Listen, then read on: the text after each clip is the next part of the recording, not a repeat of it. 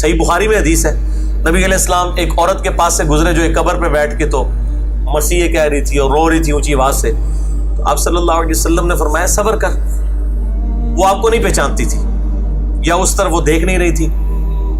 تو اس نے کہا، آگے سے یہ کہہ دیا کہ اگر تیرے پہ تکلیف گزری ہوتی نا تو تجھے پتا ہوتا. تو آپ صلی اللہ علیہ وسلم نے اس کا کوئی جواب نہیں دیا. آپ صلی اللہ علیہ وسلم آگے چلے گئے. باقی صحابہ نے کہا یہ اللہ کے رسول تھے، تو نے اتنی بدتمیزی کی ہے. یہاں تو کسی ایک بزرگ عالم دین کے بارے میں کوئی یہ نہیں سن سکتا، میں آپ کو نبی علیہ السلام کا کریکٹر اور کردار بتا رہا ہوں.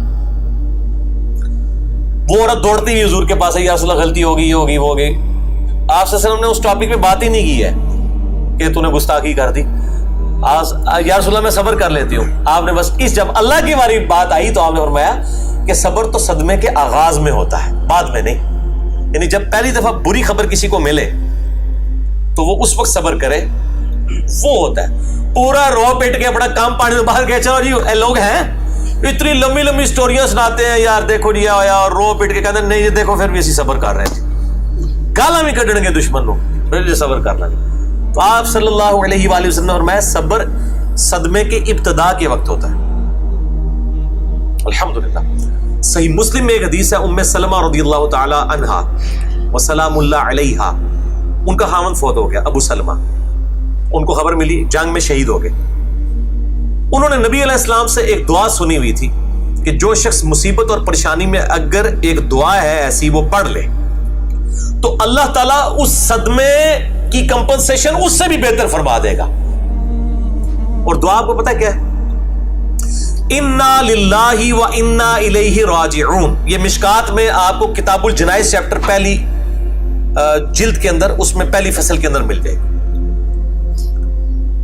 بے شک ہم اللہ ہی کے ہیں اور ہم نے بھی اللہ ہی کے پاس لوٹ کے جانا ہے. یعنی اگر مطلب ہمیں کوئی نقصان پہنچا ہے یا ہمارا کوئی مر گیا ہے یا مالی نقصان ہوا ہے تو یہ نقصان ہو گیا، اللہ کے پاس چیز چلے گی تو ہم نے بھی ایک نہ ایک دن ہم نے بھی تو چلے ہی جانا ہے. اس چیز بھی چلے گی تو کیا ہوا، چاہے وہ مال تھا، چاہے دولت تھی، چاہے کوئی سٹیٹس تھا، کوئی عہدہ تھا، کوئی رشتہ دار تھا، کوئی بھی چیز تھی.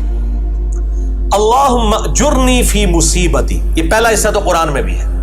اللہم اجرنی، یہ میم کے اوپر جزم ہے، یعنی اس کو آپ نے جھٹکے سے پڑھنا. اللہم اجرنی فی مصیبتی، اے اللہ مجھے اجر عطا فرما اس مصیبت میں.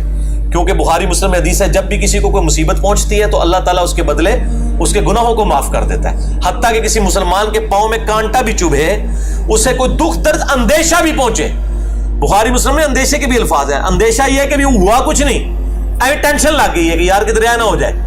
اگر یہ بھی اسے کوئی تکلیف پہنچی ہے نا اور اس کے اوپر بھی کہ نہیں جو اللہ کی مرضی اللہ خیر ہی کرے گا، تو اللہ تعالیٰ اس کے بدلے بھی اس کے گناہوں کو معاف کرتا ہے. سبحان اللہ، اللہ اکبر کبیرہ والحمدللہ کثیرہ وسبحان اللہ بکرۃ واصیلہ.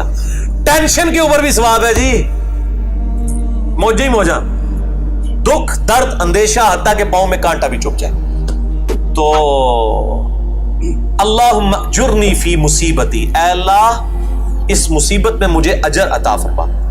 وَأَخْلِفْ لِي خَيْرًا مِّنْهَا، اور میرے لیے اس سے بہتر نعم البدل بنا دے. یعنی اگر تو نے مجھ سے میرا خاوند لے لیا نا، مجھے اس سے بہتر خاوند عطا فرما. اگر تو نے اے اللہ مجھ سے میری دولت لے لی ہے، اس سے بہتر مجھے دولت عطا فرما. اگر میری اولاد مجھ سے لے لی ہے، اس سے بہتر مجھے اولاد عطا فرما. اگر تو نے مجھ سے میرا کوئی عہدہ منصب یا نوکری لے لی ہے، اس سے بہتر مجھے میرا کوئی ذریعہ معاش عطا فرما. یعنی آن ورڈ آپ کچھ بھی کہہ سکتے ہیں. اچھا، ام سلمہ رضی اللہ تعالیٰ عنہ بار بار دل میں یہ سوچ رہی تھی کہ میں نے کہا میرے خاوند جیسا تو خاوند کوئی نہیں ہے، اس کی بہتر نعم البدل اللہ تعالیٰ کیا عطا فرما سکتا ہے. ظاہر ہے یہ خیال تو بالکل جینون تھا. کہتی ہے جیسے ہی میری عدت پوری ہوئی نبی علیہ السلام نے رشتے کا پیغام بھیج دیا. الحمدللہ، اللہ اکبر کبیرہ والحمدللہ کثیرہ وسبحان اللہ بکرۃ واصیلہ. ام سلمہ ام المومنین ہے، نبی علیہ السلام کی وہ بیوی جو سب سے آخر میں فوت ہوئی 64 ہجری میں. واقعہ کربلا بھی ان کی زندگی میں ہوا ہے. سب سے آخر میں فوت ہونے والی بیوی ام سلمہ ہے سلام اللہ علیہا، اور ان کی ہسٹری پیچھے سے یہ ہے. لہٰذا یہ دعا آپ یاد رکھیں، انا للہ و انا الیہ راجعون. اے اللہ ہم تیری، ہم خود بھی تیری ہی طرف سے آئے ہیں، سب کچھ تیری طرف سے ہے اور تیری ہی طرف لوٹ کر جانا ہے۔ اللہم اجرنی فی مصیبتی، اے اللہ مجھے اجر عطا فرما میری اس مصیبت میں، واخلف لی خیرا منہا، اور میرے لیے اس سے بہتر نعم البدل عطا فرما دے۔ یہ میں نے بالمفہوم ترجمہ کیا ہے جو اردو لنگوسٹک کے پوائنٹ آف ویو سے۔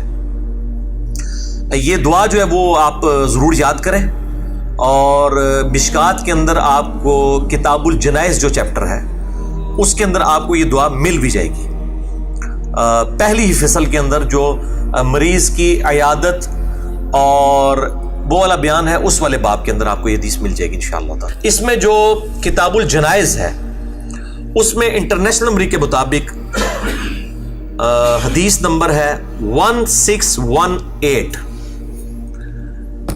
1618۔ اس میں انہوں نے جو ہے وہ عربی، ان سے ویسے الفاظ جو ہیں وہ دوسرے لکھے گئے ہیں، انہوں نے وہ لکھ دیا ہے اللہم اجرنی فی مصیبتی، لیکن یہ لفظ ہے اللہم اجرنی فی مصیبتی، یعنی الف کے اوپر جزم اور جیم کے اوپر پیش اور باقی وہی الفاظ ہیں۔ میں یہ کلیئر کر دوں، وَأَخْلِفْ لِي خَيْرًا مِنْهَا۔ تو نبی علیہ السلام کا رشتہ ان کے پاس آیا اور وہ ام المومنین بن گئی۔ یہ دعا ہر وقت آپ کو، مجھے جس نے اس دنیا میں رہنا ہے اس کو غم کی خبر ملتی ہے۔ میری الحمدللہ عادت ہے، مجھے ذرا بھی کہیں پہ غم کی خبر کی امید ہو یا ملے، میں فوراً یہ دعا پڑھتا ہوں۔ ابھی تک تو اللہ تعالیٰ نے میرے ساتھ بڑی مدد والا معاملہ فرمایا ہے۔ یہ دعا ضرور یاد کریں، غم اور مصیبت اور پریشانی اور نقصان کے وقت جیسے ہی آپ کو پہلی دفعہ خبر ملے تو یہ دعا پڑھ لیں، انا للہ و انا الیہ راجعون، اللہم اجرنی فی مصیبتی واخلف لی خیرا منہا۔ تو اللہ تعالیٰ بہتر، یعنی آپ کو کسی نے بتایا کہ جی آپ کو تو یہ بیماری لگ گئی ہے، ڈاکٹر نے بتا دیا، اسی وقت پڑھیں انا للہ و انا الیہ راجعون، اللہم اجرنی فی مصیبتی واخلف لی خیرا منہا۔